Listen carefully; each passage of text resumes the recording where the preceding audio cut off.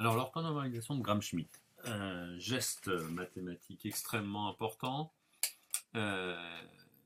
aussi bien en pratique qu'en théorie, puisque, alors même si on pouvait passer autrement, mais c'est dans le cours ce qui nous permet d'obtenir le théorème du supplémentaire orthogonal, ainsi que on sait que quand on veut projeter sur un sous-espace, donc de façon générale, si f est un sous-espace vectoriel de dimension finie, E, eh bien, on sait que l'on peut projeter n'importe quel vecteur x de E sur f orthogonalement avec un pf, on va dire, projection sur f de x, qui serait la somme de i égale 1 jusqu'à p des x scalaires vi suivant vi, à condition que V1, Vp soit une base orthonormée de f.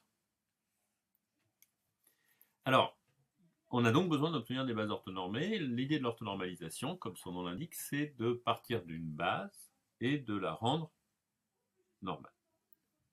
Alors, excusez-moi, la base de départ, on va dire que c'est une base E1, En, base de E, enfin quel que soit l'espace. Et on va voir qu'à chaque étape, l'orthonormalisation, là je vais vous en donner une façon pratique de l'écrire, c'est toujours décalé sur deux étapes. Alors d'abord une initialisation. Pour V1, on va prendre 1 sur la norme de E1, E1.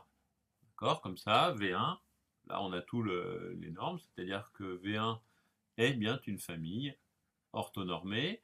Et puis on a, ça c'est la contrainte qu'on va demander en plus, que vect de V1 soit égal à l'espace vectoriel engendré par E1. Ah, c'est important pour l'unicité de la description. Et puis, ça c'est juste pour l'unicité. V1 scalaire E1 est strictement positif. D'accord? Attention, petit piège, notamment si je prends E égale R crochet X, c'est là où j'ai le plus souvent le problème, ou Rn, suivant le produit scalaire que j'ai mis dessus. Et si je prends par exemple un produit scalaire comme l'intégrale de 3 à 4 de P de T, Q de T, 3 à, pas 4 justement, 3 à 6, mettons, P de T, Q de T, dt. Alors ceci définit bien un produit scalaire sur R crochet X. Et lorsque je vais m'intéresser au polynôme x0, c'est-à-dire le polynôme 1, et bien lorsque je calcule la norme de 1 au carré, par définition c'est 1 scalaire 1, et c'est donc l'intégrale de 3 à 6 de 1 de t dt, ça vaut donc 3. D'accord? Donc attention, la norme de 1 dans ce cas-là, ça vaut racine de 3, c'est-à-dire que si je veux un vecteur de norme 1, il va falloir que je prenne pour U1 1 sur racine de 3, norme de 1. D'accord? Donc en gros, la méfiance, parce que vous ferez l'erreur dans l'exercice, c'est de dire, bah, puisque j'ai un 1, norme de 1, ça vaut 1. Non, ça, c'est pas vrai, c'est juste un faux ami, mais il faut s'être planté quelques fois, et puis j'espère que comme ça, vous l'aurez un peu en tête la première fois où vous planterez. Alors, l'étape 2, et si on a compris l'étape 2, on a tout compris pour l'orthonormalisation de Gram-Schmidt. Donc j'ai mon premier vecteur. D'accord? Donc je veux le construire en fait à partir de E2. Donc j'ai un vecteur E2. Et ce que je veux, c'est trouver un vecteur qui va être orthogonal. Alors on a un premier vecteur V1. D'accord? Qui nous décrit la droite E1. Donc je vais prendre ce projeteur orthogonal. Le projeteur orthogonal, on sait qu'il va s'écrire E2 scalaire V1 suivant V1. Et je vais le retrancher à E2, ce qui va me donner un vecteur U2.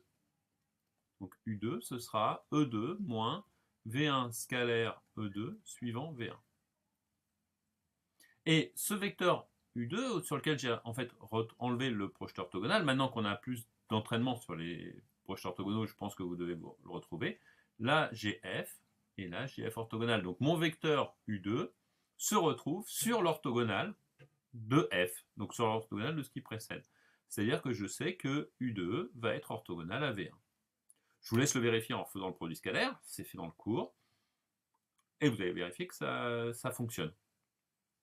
Donc ceci étant dit, ça veut dire que j'ai déjà que la famille V1 U2, elle est orthogonale. Donc évidemment, ça c'est la première étape. la normalisation, l'orthogonalisation. Deuxième étape, normalisation. Et donc, on va prendre V2 égale 1 sur norme de U2 suivant U2. C'est-à-dire qu'on va prendre notre vecteur V2 de norme 1. On vérifie qu'on a le cahier des charges donné, c'est-à-dire que la famille V1, V2, elle est orthonormée. L'espace vectoriel engendré par V1, V2, bah en fait, j'ai fait que rajouter E2 au nouveau vecteur, donc c'est bien le même que E1, E2, puisque c'est le même que E2, V1 et E2. Et puis, je peux vérifier que V2 scalaire E2, ça je vous laisse faire le calcul, est positif. C'est fait dans la description. C'est un point important. Parce que ça nous assure l'unicité de notre orthonormalisation. Alors évidemment, si je pars d'une autre base au départ, je vais avoir une autre base orthonormée à l'arrivée, mais lorsque je pars d'une base orthonormée, d'une base donnée, j'ai unicité de l'orthonormalisé. Donc je peux parler de l'orthonormalisé. Et là, on devrait tous trouver la même. D'accord? Donc c'est en sens que ce point algorithmique est important. Bon, bah, l'étape n, qui va être essentiellement la même, je décompose sur f, donc j'ai mon nouveau vecteur, ou l'étape p, pardon, ep plus 1. Je vais le décomposer ici, sauf que là, mon p de ep plus 1, sur ce qui précède, c'est la somme de k allant de 1 jusqu'à p des ep plus 1 scalaire vk suivant vk, puisque vk forme une base orthonormée. Et donc, je pose mon vecteur orthogonal, up plus 1, qui sera EP plus 1 moins, je retranche, le projeté orthogonal. D'accord? Alors on voit qu'ici c'est important qu'au fur et à mesure, ma base ne soit pas orthogonale, mais orthonormale. Sinon cette formule-là n'est pas, la deuxième formule n'est pas correcte. Bon, ben, et on fait ceci, il me reste, ça c'est l'étape d'orthogonalisation. L'étape d'orthonormalisation, c'est je norme ceci. Et puis derrière, on vérifie que, ainsi construit, notre famille VP, V1, VP plus 1 est orthonormée, qu'elle vérifie que l'espace vectoriel engendré c'est même que 1 EP, et puis que VP plus 1 scalaire EP plus 1 est positif. Alors, un exemple, on peut regarder rapidement, on va dire que dans R4, histoire d'avoir quelque chose un petit peu compliqué, je prends l'hyperplan H, x plus y plus z plus t égale 0. D'accord? Alors, j'orthonormalise, donc il me faut déjà une base de H. Donc pour avoir une base de H, je vais prendre E1. Alors, base, façon classique de le calculer, je regarde les degrés liberté, 4. Les contraintes, 1. Donc j'en ai 3 que je peux choisir librement. Je peux choisir X comme je veux, Y comme je veux, Z comme je veux. T sera imposé. Donc je prends, pour avoir une base, E1, je vais peut-être éviter, donc epsilon 1, epsilon 2 et epsilon 3. Donc je pose mes degrés de liberté que je peux choisir comme je veux, d'accord, de telle façon à ce que cette famille, je sais qu'elle est libre. Et puis je la complète de façon à appartenir à H. Et donc là, j'ai bien que epsilon 1, epsilon 2, epsilon 3 forment une base de H. Alors, pratiquons l'orthonormalisation pour apprendre à le faire. Donc le premier vecteur V1, je me place, j'ai pas dit, hein, je prends le produit scalaire canonique, c'est-à-dire la structure canonique d'espace euclidien. Donc V1 c'est la norme, somme j'obtiens 2, donc V1 c'est 1 sur racine de 2 epsilon 1, 1, 0, 0, moins 1, voilà. Puis la seconde étape, donc je commence par l'orthogonalisation, donc U2 c'est epsilon 2 moins epsilon 1 scalaire, epsilon 2 pardon, scalaire V1 suivant V1. C'est donc epsilon 2 moins, alors je vais prendre dans le V1 j'ai un demi qui apparaît, puis mon epsilon 2 scalaire ce vecteur-là, donc c'est epsilon 2 scalaire epsilon 1, je vois que quand je fais le produit scalaire des deux, j'ai juste un 1 ici qui apparaît, suivant V1. D'accord? Donc U2, c'est le vecteur, alors j'ai ôté un demi de non pas de V1, pardon, mais du vecteur 1, 2, 0, 0, 1 demi. Voilà. Alors attention, parce que les 1 demi, les racines de 2, on s'en mêle les pinceaux, ce que je viens de vous faire en direct. Donc, moins 1 demi, 1, 0, et j'avais donc un moins 1, auquel je rajoute un 1 demi, donc un moins 1 demi. D'accord? On peut vérifier que, alors, U2 est bien engendré par epsilon 2, epsilon 1, ça marche. Et puis, si vous calculez U2, V1, bah, vous voyez que votre produit scalaire, vous avez un moins 1,5 et un plus 1,5, donc on obtient bien 0.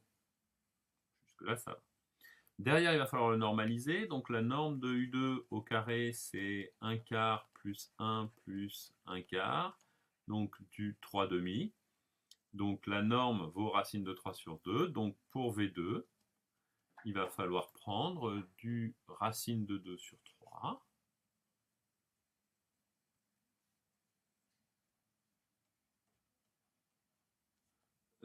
Suivant le vecteur, moins 1,5, 1, 0, moins 1,5. Bien. Et puis, bah, on continue avec l'étape suivante.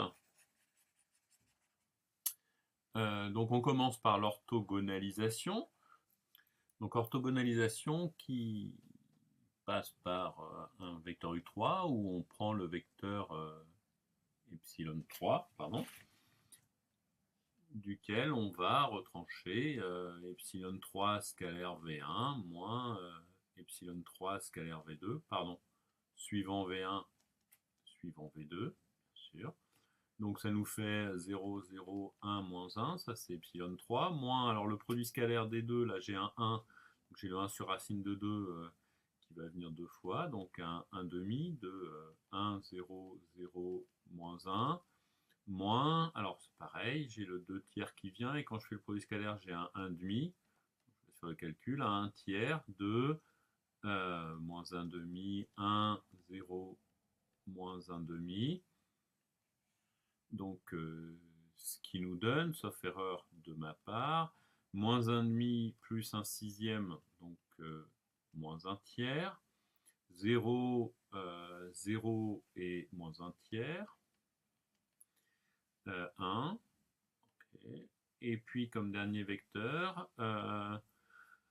moins 1 plus 1 demi, donc ça nous fait du moins 1 demi, plus 1 sixième, donc à nouveau moins 1 tiers.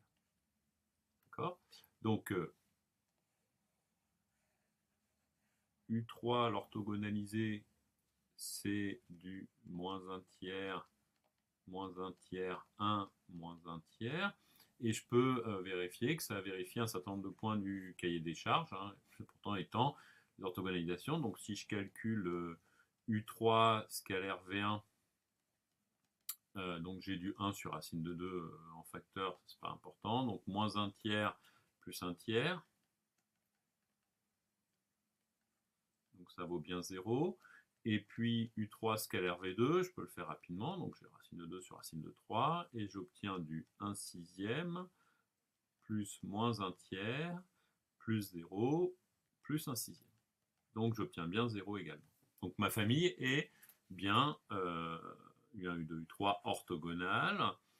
Et puis je peux vérifier également que U3 est en fait appartient à l'espace vectoriel engendré par epsilon 3, epsilon 2, epsilon 1, ça c'est par construction.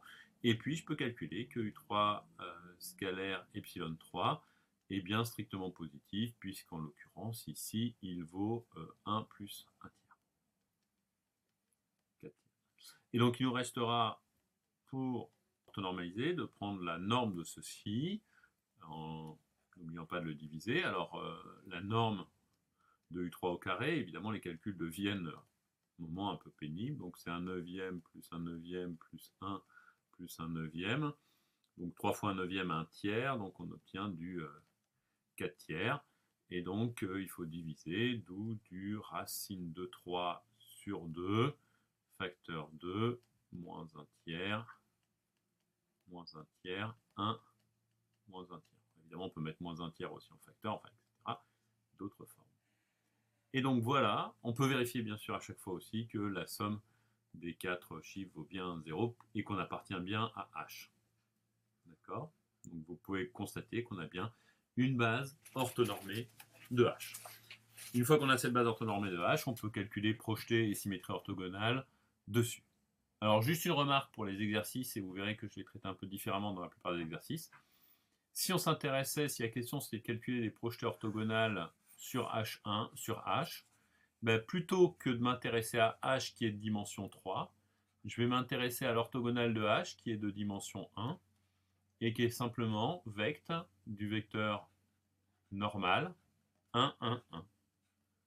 Et si je veux une base orthonormée, bah, j'ai qu'à regarder la base de ce vecteur normal, et donc sa norme au carré, pardon, vaut 4, donc un 1,5 de ce vecteur-là, n, est unitaire. Et donc si je veux calculer le projet orthogonal sur h orthogonal de x, c'est x scalaire n suivant n, et donc le projet orthogonal sur h de x, que je peux calculer à l'aide de V1, V2, V3 par la formule ad hoc, mais c'est aussi tout simplement x moins le projeté orthogonal sur x orthogonal. Donc ça nous donne quand même une moyenne de calcul plus rapide, simplement du fait des dimensions de l'un et de l'autre, de dimension 1 par rapport à dimension 3.